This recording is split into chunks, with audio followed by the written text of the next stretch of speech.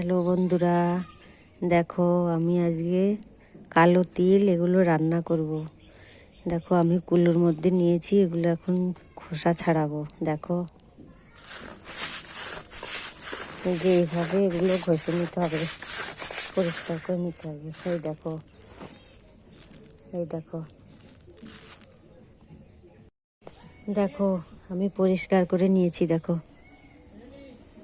এই যে তিলটাকে ভালো করে ধুয়ে নিয়েছি। এই দেখো, এবার বেটে নেব। এই যে তিলটাকে বেটে নিয়েছি, দেখো বাটিতে নিয়েছি। এবার আমি এই লঙ্কাগুলো আর জিরাগুলো বেটে নেব, বেটে তারপরে দেব। এই যে আমি কড়াই বসিয়ে দিলাম, এবার আমি কড়াইতে তেল দিচ্ছি।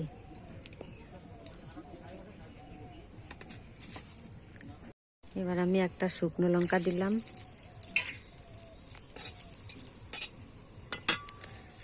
তারপর পেঁয়াজ কুচিগুলো দিয়ে দেব, দিয়ে দিচ্ছি।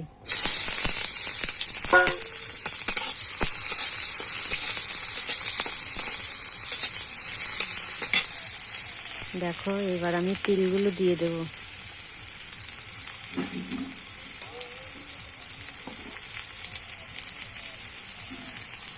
এই যে এগুলো দিয়ে দেবো এবার।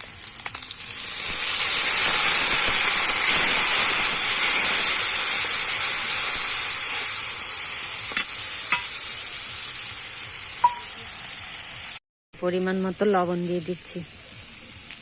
এবার আমি পরিমাণ মতো হলুদ দিচ্ছি।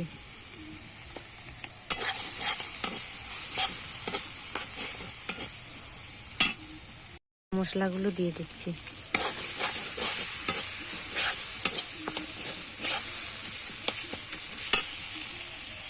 এবার হাত ধোয়া জলটা দিয়ে দিচ্ছি। দেখো আর জল লাগবে না, এইটুকুতে হয়ে যাবে।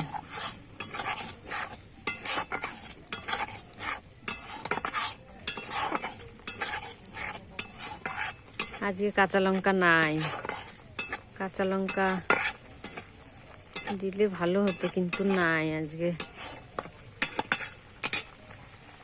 দেখো দুটো লঙ্কা দিয়ে দিলাম।